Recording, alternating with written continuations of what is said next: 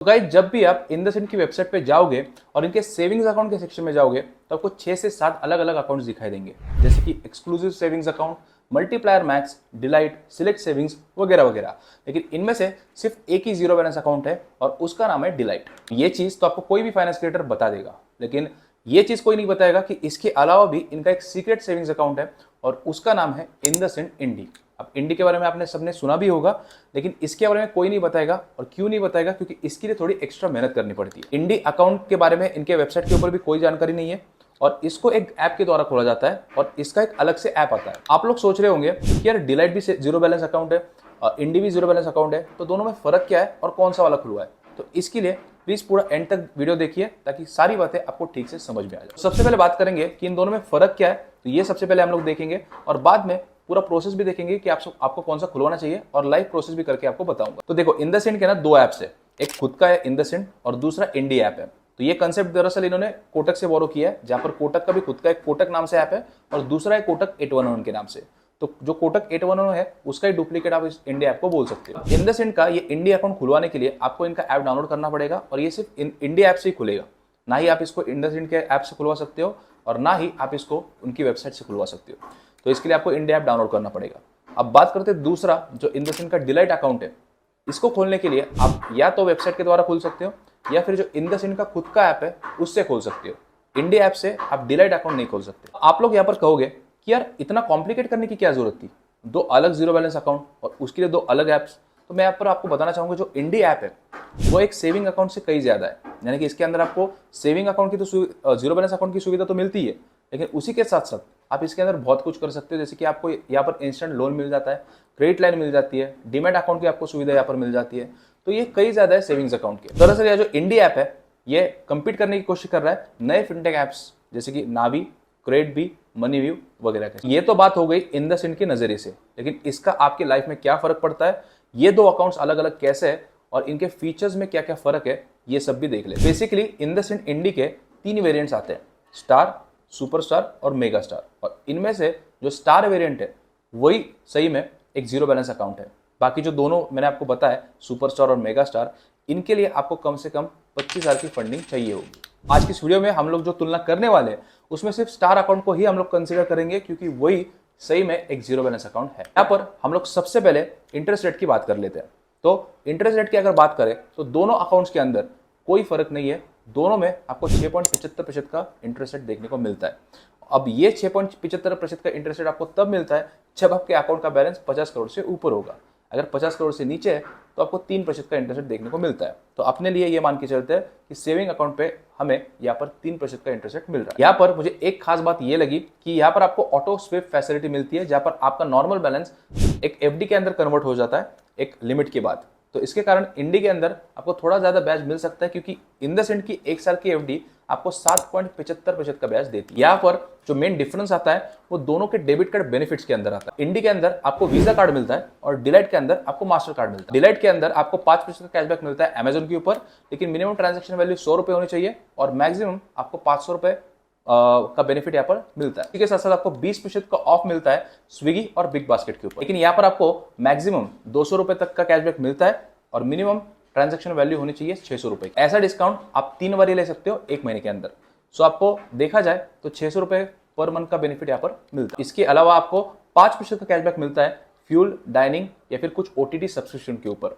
और इसी के अलावा आपको by one get one book my show के टिकट्स भी मिल जाते हैं। तो ऑल इन ऑल जो ये इनका डेबिट कार्ड है वो किसी क्रेडिट कार्ड से कम नहीं। जो इंडसइंड का डेबिट कार्ड है, इनका रिवॉर्ड स्ट्रक्चर थोड़ा सा अलग है। यहाँ पर आपको जेम्स मिलता है, यानी कि इंडसइंड ने कुछ 15 से 20 ब्रांड के साथ टाइप किया हुआ है, उनमें से किसी भी 3 ब्रांड्स के साथ आप 3 ब्रांड्स आप चूज कर सकते हो। और यहाँ पर आपको ट्रांजैक्शन के बाद 1% के जेम्स मिलेंगे। एक जेम की कीमत है 0.25 पैसा, यानी कि 0.25% का रिवॉर्ड रेट आपको यहाँ पर देखने को मिलता है। वैसे देखा जाए तो इंडी का जो रिवॉर्ड स्ट्रक्चर है वो थोड़ा सा कमजोर है डिलाइट की तुलना में। इसके अलावा डिलाइट के अंदर आपको कुछ इमीडिएट फंडिंग भी करनी पड़ती है 500 से 1000 रुपए की, जो कि आप बाद में निकाल भी सकते हो, लेकिन इंडी के अंदर ऐसा कुछ भी नहीं है। ये तो बात हो गई इनके कंपेरिजन की, और हमें ये भी अब पता लग चुका है कि इनका जो नॉर्मल सेविंग अकाउंट है डिलाइट, वही अच्छा है इंडी के मुकाबले। तो अब एक बार डिलाइट का अकाउंट ओपनिंग प्रोसेस भी देख लेते हैं। मैं आपको स्टेप बाय स्टेप प्रोसेस बताऊंगा। अब सबसे पहले आपको इनकी ऑफिशियल वेबसाइट के ऊपर जाना है। अब यहाँ पर एक चीज मैं बताना चाहूंगा कि आपसे पैसे कमाना मेरा मोटिव कभी नहीं रहा है और ना ही इस वीडियो के अंदर है, इसीलिए मैं नीचे डिस्क्रिप्शन में कोई भी लिंक नहीं दे रहा हूँ। बस अगर आपको दिल से वीडियो अच्छा लगे तो एक छोटा सा कमेंट जरूर कर देना, मतलब थोड़ा सा मोटिवेशन मिल जाएगा। तो यहाँ पर सबसे पहले आपको ओपन अकाउंट के ऊपर क्लिक करना है। जैसे आप ओपन अकाउंट के ऊपर क्लिक करोगे, आपको यहाँ पर स्क्रीन के ऊपर अपना मोबाइल नंबर एंटर करना है, ठीक है।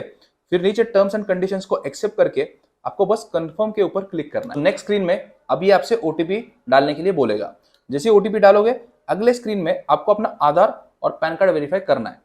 अब इसके लिए आप अपने दोनों नंबर यहाँ पर एंटर करके ऑथोराइज पर क्लिक कर देना। अब जो नेक्स्ट स्टेप है एप्लीकेशन की, यहाँ पर आपको अपनी पर्सनल डिटेल्स भरनी पड़ेगी, जैसे कि अपने माता का नाम, email ID, marital status, father का नाम, ऑक्यूपेशन और आपकी ग्रॉस मंथली इनकम क्या है। इनकम में आप कुछ भी भर सकते हो, कोई फर्क नहीं पड़ेगा। अब इसी पेज में जब आप नीचे नीचे नीचे जाओगे तब देखोगे कि परमानेंट एड्रेस ऑटोमेटिकली फिल हो जाएगा, क्योंकि आधार से वो ऑटोमेटिकली पिक किया जाएगा।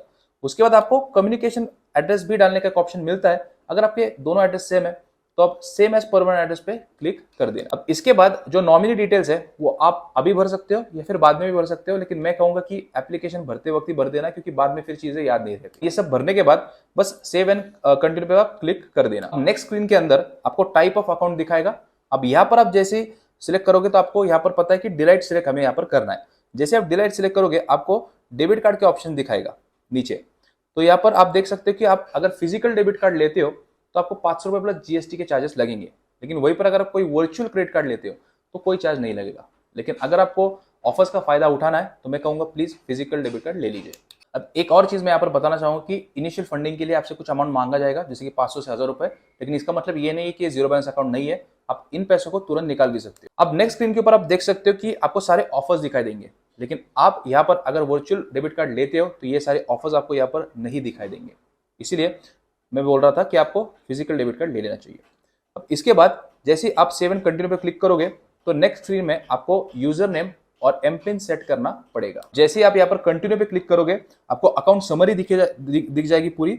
बस एक बार वेरीफाई कर लेना और अगर सब कुछ ठीक है तो इनके टर्म्स एंड कंडीशन को भी कंफर्म कर लेना। अब जो अगला पेज है इनका, यहाँ पर आपको इनिशियल फंडिंग करनी पड़ेगी, जैसे मैंने आपको बताया था। तो 1000 रुपए की यहाँ पर आपको इनिशियल फंडिंग करनी पड़ेगी, और जो भी फिजिकल डेबिट कार्ड अगर आप ले रहे हो तो उसका भी चार्ज आपको यहाँ पर देना पड़ेगा।